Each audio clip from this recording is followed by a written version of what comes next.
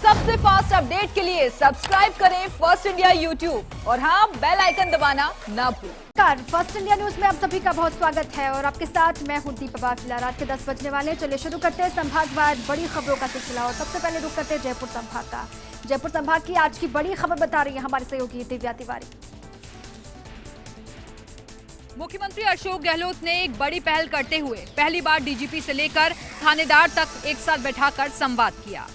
इस मौके पर प्रदेश के मुखिया ने खाकी महकमे को कई तोहफे दिए। प्रदेश में उत्कृष्ट सेवाएं देने वाले पुलिस कर्मियों के लिए मुख्यमंत्री पुलिस पदक योजना लागू होगी। साथ ही पुलिस कर्मियों के आवागमन के लिए रोडवेज की बसों में स्थायी पास की योजना भी शुरू की जाएगी।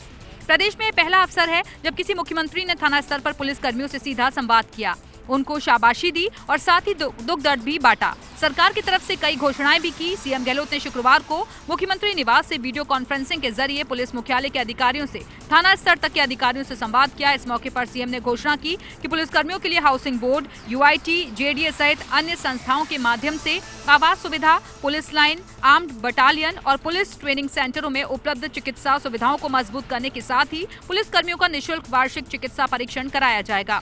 गहलोत ने पुलिस विभाग की पीठ थपथपाते हुए कहा कि कोरोना के वक्त संकट के इस दौर में पुलिस ने समर्पण भावना के साथ दायित्वों को अंजाम देकर अपनी मानवीय छवि पेश की है। लॉकडाउन लागू करने से लेकर कोई भूखा नहीं सोने के संकल्प को साकार करने में अधिकारियों से लेकर पुलिस कांस्टेबल तक ने जो भूमिका अदा की है वो प्रशंसनीय है। आगे भी राजस्थान पुलिस इसी जोश और जज्बे के साथ अपने कर्तव्य का निर्वहन करेंगे।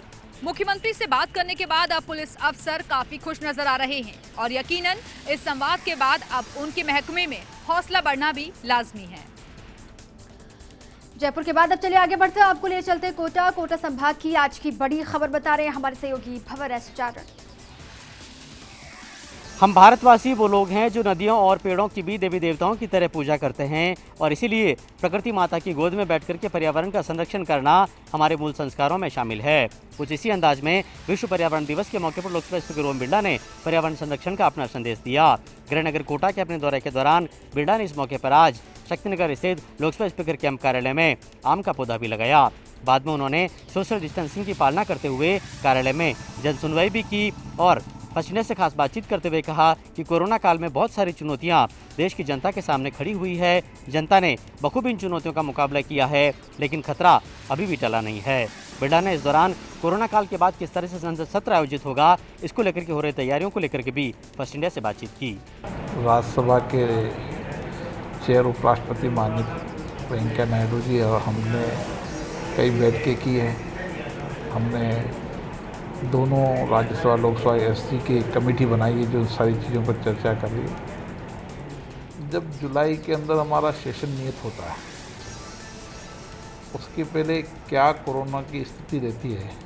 तो वहीं गृहनगर के अपने प्रवास के दौरान शाम के समय लोकसभा स्पीकर ओम बिरला ने कोटाबंदी लोकसभा क्षेत्र में पीने के पानी की समस्या को लेकर के जिला विभाग के अभियंताओं की कलेक्ट्रेट के टैगोर हॉल में बैठक ली। इस बैठक में कोटा विधायक संदीप शर्मा, लाडपुरा विधायक कल्पना देवी, रामगंज मंडी विधायक मदन दिलावर, बूंदी विधायक अशोक डोगरा और केशवराय पाटन के विधायक चंद्रकांता मेघवाल भी मौजूद रही।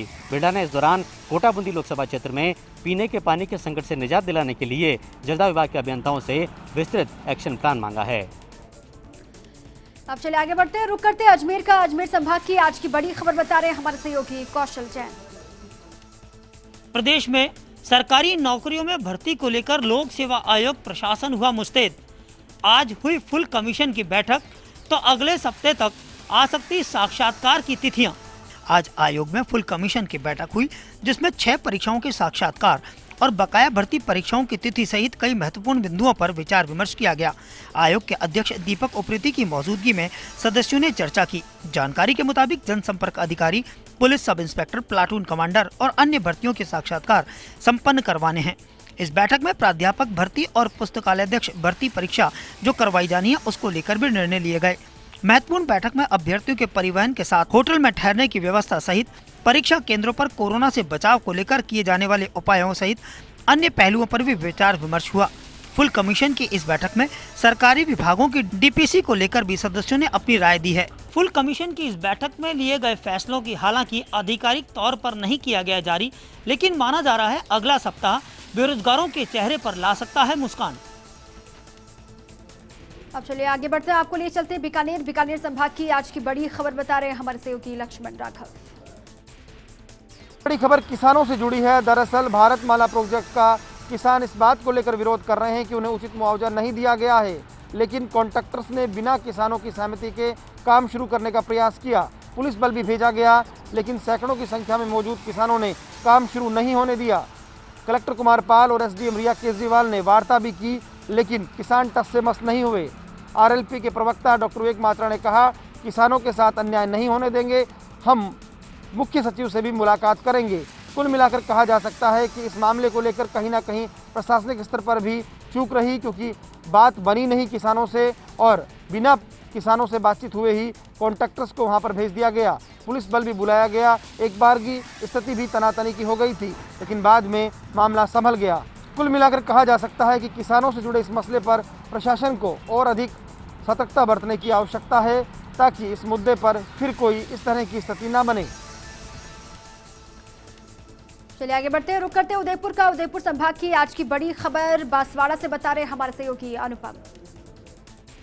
बांसवाड़ा जिले के सदर थाना पुलिस ने आज 2 ऐसे अपराधियों को गिरफ्तार किया है जो सामूहिक बलात्कार करने के आदी थे।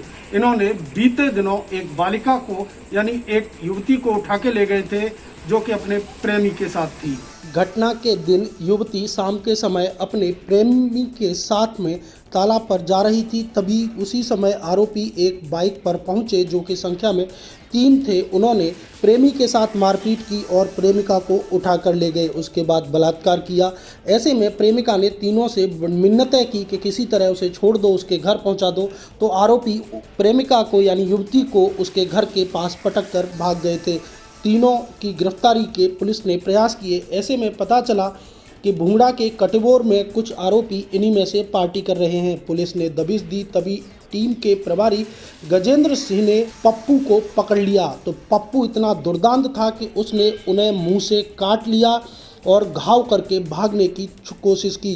कि इस वर्ष बेणेश्वर मेले से लौटते समय एक युवती को खमेरा क्षेत्र में पकड़कर उन्होंने तब भी सामूहिक बलात्कार किया था। इसके अलावा बताते चले दोनों के खिलाफ कुल 17 मुकदमे दर्ज है, जिसमें बांसवाड़ा के साथ ही उदयपुर जिला भी शामिल है।